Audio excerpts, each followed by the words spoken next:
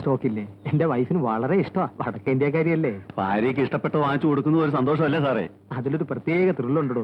അതല്ലേ ഞാൻ തന്നെ ദിവസം ഇവിടെ നിന്ന് ഇതെല്ലാം നോക്കി വാങ്ങുന്നു. ശരിയാ ശരിയാ. അന്ന് നടന്ന സംഭവത്തിൽ എനിക്ക് വിഷമമുണ്ട്. സാറിനോട് ക്ഷമിക്കണം. രാധയോട് എനിക്ക് ഒരു വിരോധവും ഇല്ല. ഇനി ലോഹി ഒന്നും വേണ്ട. ലോകിയൊന്നും ഇനി വേണ്ട. അപ്പൊ ഇതിന് മുമ്പ് ലോകി ഉണ്ടായിരുന്നല്ലേടി? എടി രണ്ടും കത്തോള് പ്രേമം പോയി. പച്ചക്കറി പ്രേമം, പച്ചക്കറി മാർക്കറ്റ്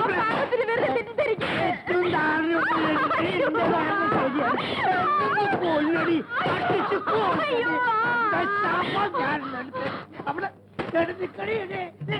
എന്റെ പച്ചക്കറി സാറിന്റെ തക്കാളിയും വെള്ളരിക്ക അയാൾ ആ പെമ്പറന്നോട് നേരെ പ്രയോഗിച്ചത്. ഞാൻ ഏതായാലും ബില്ല് എഴുതി. എഴുതിയോ? ആ, വെരി ഗുഡ്.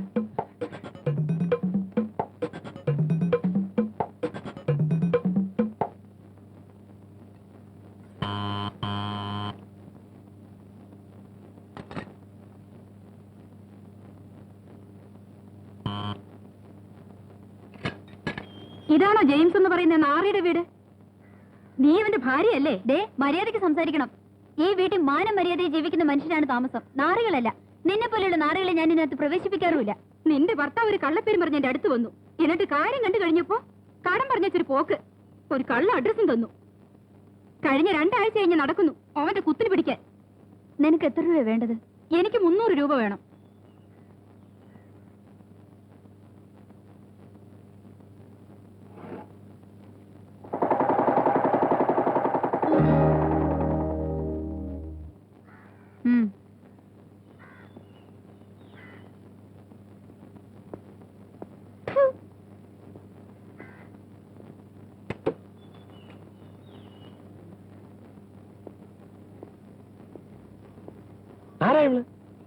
നീ എന്തിനാ പൈസ കൊടുത്തത്? ഇത് എന്റെ ഒരു പഴയ കടം ഞാൻ വീട്ടി. വ്യഭിചരിക്കരുതെന്ന് പറഞ്ഞാൽ അനുസരിക്കില്ലെന്ന് എനിക്കറിയാം. ഒരു അപേക്ഷയുണ്ട്, ഇങ്ങനെയുള്ള കാര്യത്തിൽ മാത്രം കടം പറയരുത്. നീ എന്നെ വീണ്ടും സംശയിക്കുകയാണല്ലേ? നിന്നെ അല്ലാതെ മറ്റൊരു പെൺകുട്ടിയെ സ്വപ്നം കാണാൻ പോലും കഴിവില്ലാത്ത എന്നെ നീ ഒരു വിളനായി കാണുന്നു അല്ലേ? എന്റെ വാക്കിനേക്കാൾ എവിടെ നിന്നോ വന്നൊരു വേശ്യയുടെ വാക്കിനാണ് നീ വില കൊടുക്കുന്നതല്ലേ? എൽസി, ഒരു കൊച്ചു കുഞ്ഞിന്റെ മനസ്സാ എന്റത്. ആ എന്നെ നീ സംശയിച്ചാൽ കർത്താവ് നിന്നോട് പൊറുക്കില്ല. ഞാൻ ചോദ്യങ്ങളൊന്നും ചോദിച്ചില്ലല്ലോ. എനിക്ക് ഉത്തരങ്ങളും ആവശ്യമില്ല. ഒരുപാട് വേർത്തു. ഫാന്റെ താഴെ ഇരിക്കൂ, ഞാൻ ചായ കൊണ്ടുവരാം.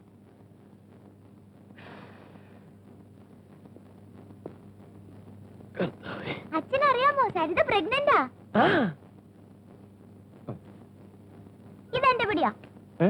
അതെന്ത് കണക്കാ? ഗുലാം പരിശി ഗുലാമല്ലേ രാജാവിനൊക്കെ വരുന്നത്? അല്ല, ഞാൻ കളിക്കുന്നില്ല.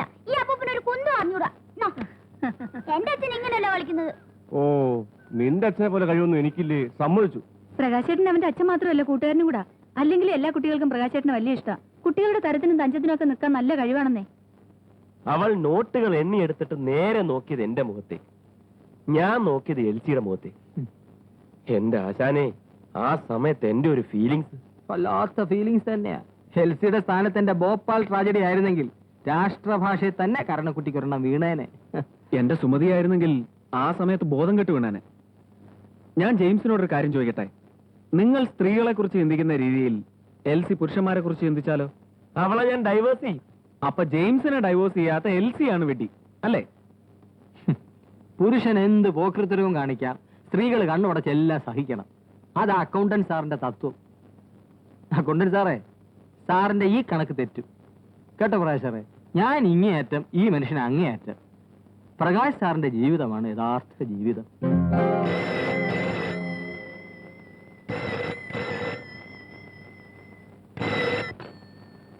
ഹലോ, ബാങ്കിൽ വിളിച്ചാൽ വന്നിട്ടില്ലെന്ന് കള്ളം പറയും. ഇങ്ങോട്ടൊന്ന് വിളിക്കാൻ മനസ്സുമില്ല. പിന്നെങ്ങനെയാ ഞാൻ ആ ശബ്ദം ഒന്ന് കേൾക്കുക? Wrong number.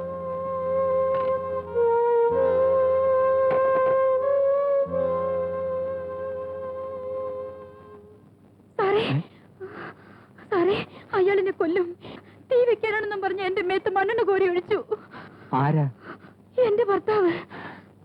തങ്കമ്മ പുറകെ വരുന്നുണ്ടോ? എന്നാ ഞാൻ ഇറങ്ങട്ടെ. വീട്ടിൽ കുഞ്ഞൊറ്റയ്ക്ക. അവിടെ ഭോപ്പാലും വായനക്കാരിയും മാത്രമേ ഉള്ളൂ. രണ്ടും കണക്കാ. നീ ഇങ്ങനെ ഭയന്നാലോ? ഇനി അവൻ നിന്നെ ഉപദ്രവിച്ചാൽ പോലീസിൽ പറയണം. എത്ര കാലം നീ ഇങ്ങനെ മുമ്പോട്ട് പോവാ? പാവം ഇവിടെ എവിടെയെങ്കിലും കിടന്നോട്ടെ. ഒരു സഹായത്തിന് വേണമെങ്കിൽ ഞാൻ ഇന്ന് ഹോളിലോ മറ്റോ കിടക്കാം. അത് വേണ്ട.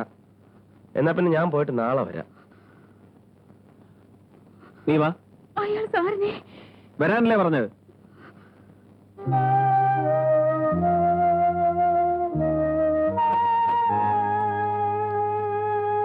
നടക്ക്. കണ്ടോ അവൻ ആരെ കൂടെ വരുന്നത് കണ്ടോ? പുതിയ കാമുകൻ സുന്ദരക്കുട്ടപ്പൻ വല്ല ബാങ്ക് വേലയിലാ. എന്റെ ഭാര്യനെ ഇപ്പോഴത്തെ ആളാ. എടി ഓരുമ്പട്ടോളെ നീ നിന്റെ മറ്റവരും കൂട്ടി വന്നിരിക്കല്ലേ? നിന്നെ ഞാൻ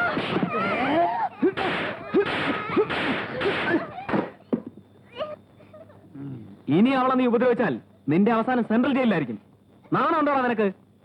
അവള് വീട്ടുവേല ചെയ്തുകൊണ്ടിരുന്ന ചിൽഡ്രൻ ഉണ്ടല്ലേ, ദിവസവും 3 നേരം നീ നക്കുന്നത് പട്ടി. നിനക്ക് ചുണയുണ്ടെങ്കിൽ അവനെ വലിച്ചെറിഞ്ഞിട്ട് പോ. ഞാൻ പോകുന്നു. ഇനി കള്ളു കുടിച്ചിട്ട് അനാവശ്യം വിളിച്ചു പറഞ്ഞാൽ നിന്റെ ഒരൊറ്റ എല്ലി ഞാൻ ബാക്കി വെക്കില്ല. എന്താ മാന്യന്മാര് നോക്കി നിൽക്കുന്നത്? ടിക്കറ്റില്ല ദിവസവും നാടകം കാണാമല്ലോ അല്ലേ? ഇവനവളെ മണ്ണെണ്ണ ഒഴിച്ച് കത്തിച്ചാലും നിങ്ങളൊക്കെ ഷണ്ണന്മാരെ പോലെ നോക്കി നിൽക്കും. എന്നിട്ട് പത്രക്കാര് ഫീച്ചർ തയ്യാറാക്കാൻ വരുമ്പോ പൊടിപ്പും തൊങ്ങലിട്ട് എല്ലാം വിവരിച്ചു കൊടുക്കും. നാട്ടുകാര്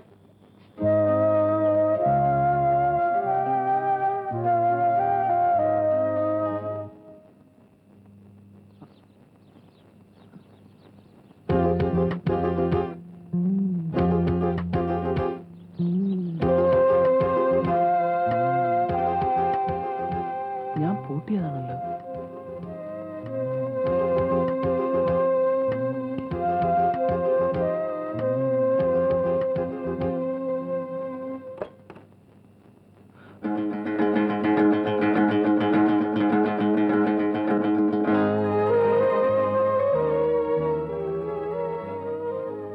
ഞാൻ എങ്ങനെ പൂട്ട് തുറന്നെന്നായിരിക്കും ആലോചിക്കുന്നത്. ഏത് പൂട്ടും തുറക്കാൻ എനിക്ക് കഴിയും. ഇത് കുറച്ച് കടന്നുപോയി. രേണുക ഒരിക്കലും ഇവിടെ വരാൻ പാടില്ലായിരുന്നു.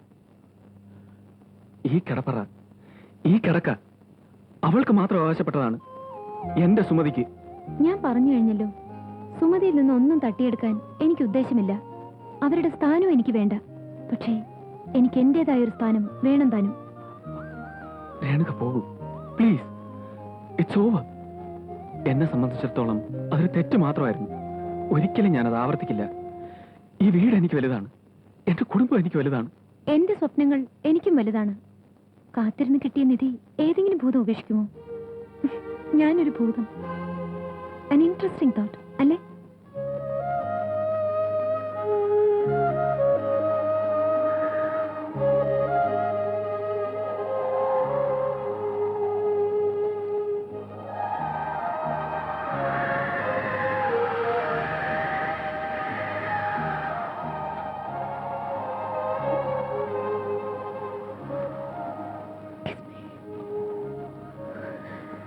Kiss me. Please.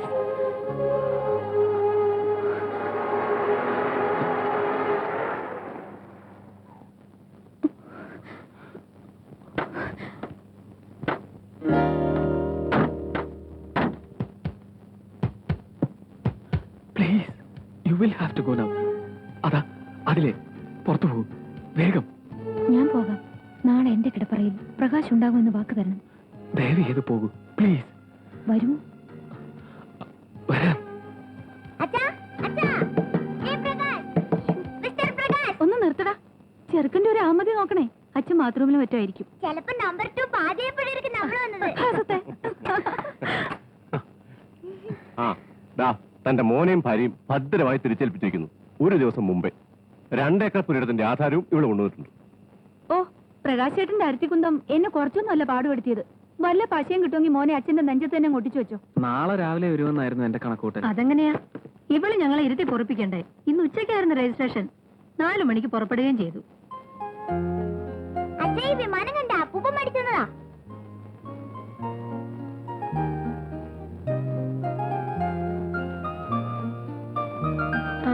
മോർണിംഗ് വാ, അമ്മ പോയി ഡ്രസ് മാറ്റട്ടെ.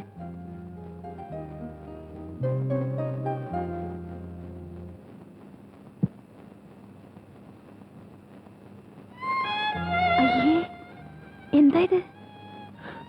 ഇനി എന്നെ തനിച്ചാക്കിയിട്ട് നീ എവിടെയും പോരും. ഞാനും തീരുമാനിച്ചു. ഒരാഴ്ച ഞാൻ അനുഭവിച്ച പ്രയാസം എനിക്ക് എന്റെ പ്രകാശേട്ടനെ കാണാതെ ഒരു നിമിഷം കഴിയാൻ വയ്യ.